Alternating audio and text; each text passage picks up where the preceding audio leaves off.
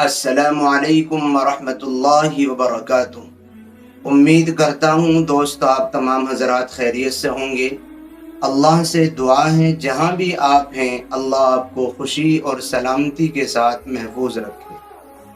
دوستو، غیر اسلامی تہذیب اور غیروں کے کلچر اور تہذیب کے اپنانے کی وجہ سے بہت ساری غلطیاں اور بہت ساری برائیاں اور بہت سارے گناہ ہمارے سماج اور معاشرے میں بھی آ گئے۔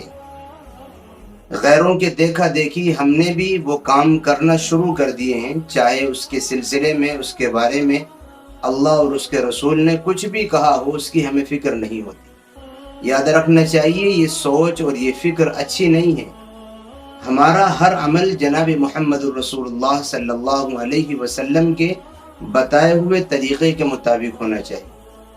آج جس غلطی اور غلط بات کی جانب میں آپ کی توجہ دلانا چاہتا ہوں وہ یہ ہے کہ جب ہمارے نوجوانوں کی شادیاں ہوتی ہیں، خواہ وہ لڑکیاں ہوں یا لڑکے ہوں، تو دونوں ایک دوسرے کے درمیان شادی سے پہلے گناہوں جو کیے ہوئے ہوتے ہیں ان کا تذکرہ کرتے ہیں اور اپنی خامی اور غلطیوں کو بیان کرتے ہیں۔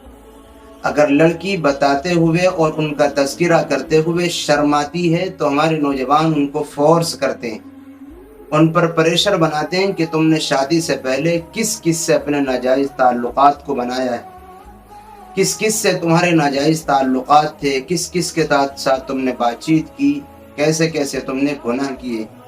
خود اپنے اعمال اور اپنے کالے سیاہ اور کرتوت کا بھی تذکرہ کرتے ہیں، اور جو نہیں کرتا اس کا لائف پارٹنر تو اس پر پریشر بنا کر کے، اس کو فورس کر کے اس کے کیے ہوئے گناہ کا تذکرہ کرتے ہیں اور اس سے معلوم کرتے ہیں۔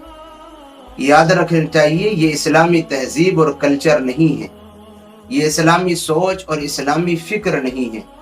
جن گناہوں کو اللہ تعالیٰ نے چھپا رکھا ہے آپ کے، یہ کسی کے جن گناہوں کو پر اللہ تعالیٰ نے پردہ ڈال رکھا ہے، آپ اپنے ان گناہوں کو خود بیان کرنے لگیں اور خود آپ ان کا افشا کرنے لگیں، خود لوگوں کے سامنے تذکرہ کرنے لگیں، اس کی تو عقل بھی اجازت نہیں دیتی ہے۔ اسلام کہاں اجازت دے سکتا ہے؟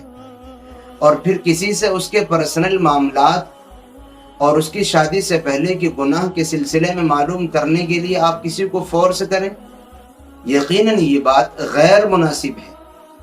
اور پھر بندہ جب اپنے گناہوں سے توبہ کر چکا ہے، اللہ سے اپنے معاملے کو صاف کر چکا ہے، تو پھر اپنے گناہوں کا تذکرہ کرنا یا ایسے ہی کسی سے اس کے گناہوں کے بارے میں معلوم کرنا یہ غیر مناسب بات ہے، بالکل ناجائز ہے۔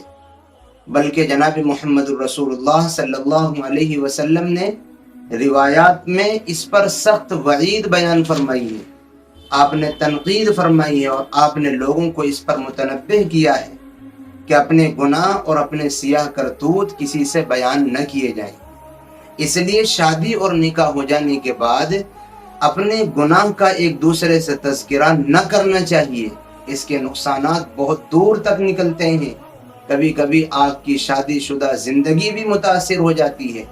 شروع میں خوشی خوشی آپ یہ کام کر لیتے ہیں کہ اپنے گناہ بھی شیئر کر دیتے ہیں، اپنی شادی سے پہلے کے کرتوت بھی شیئر کر دیتے ہیں، اور بیوی کو بتانے کے لیے آپ فورس بھی کرتے ہیں، اس کو ٹارچر کرتے ہیں۔